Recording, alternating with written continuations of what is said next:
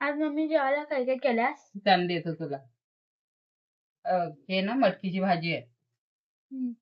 ही आहे मटकीची भाजी.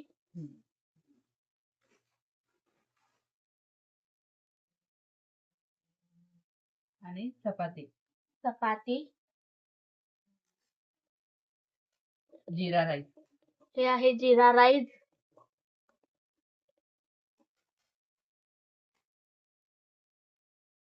आणि पालकची आमटी. पालकची आमटी. वाव.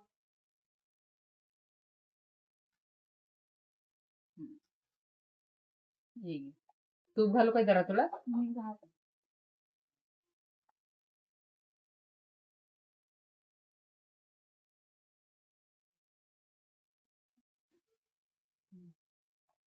हे घे पाणी.